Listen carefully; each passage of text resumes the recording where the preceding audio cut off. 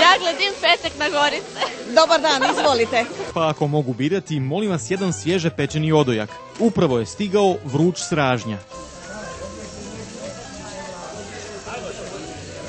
A Milenu je taj vrući odojak za dlaku pobjegao.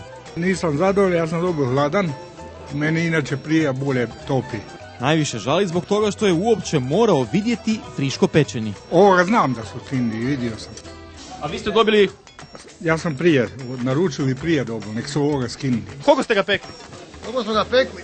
Jedno 4 sata, mladi gospodi. To je vrlo skromno od vas rečeno, to je super prva klasa.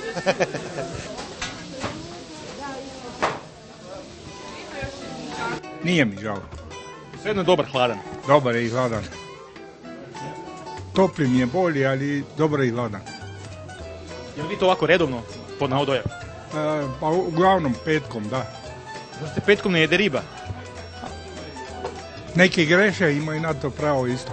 Nisam za te stvari. Nije Milan jedini koji petkom doručkuje odojak. Ovaj master šef kaže kako jedan na ražnju nikada nije dovoljan za sve zainteresirane. A neka 2, 3. I sve se pojede. A uglavnom. Koliko onda tek ribica treba petkom, kada je red za njih bio puno veći? Nisam nestrpljivo. Ali miriši fino. Jao, super. A vama? Odlično je.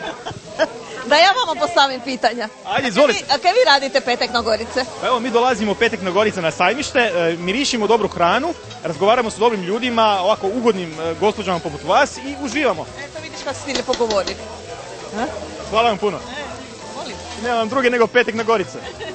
Petek na Gorice ili Petek na ribice? Petak na Gorice.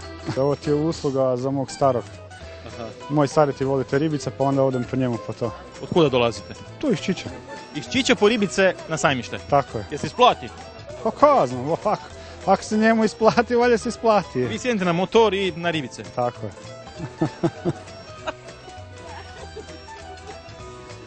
Gdje ste se to primili? Vakula je najavio duge kišne dane i zahlađenje, nešto iz snijega, ali ne brinite. Marija za vas ima rješenje. Marija, što mi to nudite? Imamo duge gaće tople. Dobro, znači bez obzira na hladnoću, nema problema. Nema u tome hladno. Dajte da vidim, je li mi to dobro stajalo? Vidite kako su tople. Dobro, dajte I kad Vakula najavi -5, ispod obuć, super. Ajde da vidim je li to stajalo. Evo, vidite, to tako. Aha, znači, Evo, ove okej. su vama Koji je to točne. broj? 2x. 2x i 30 kuna i to je to. I samo 30 kuna. Jesu li to nadgače? Jesu. Jesu nadgače su. Nisu nadgače. To su ispod gače.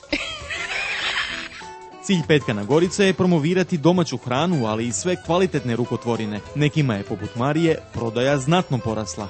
Jako puno gaća se prodaje jer je Petak na Gorici, postali smo jako popularni i mušterije nam dolaze sa sviju strana oko grada Velike Gorice. I Zagreba čak. I Zagreba. I zato. Nema vam druge nego Petak na Gorice.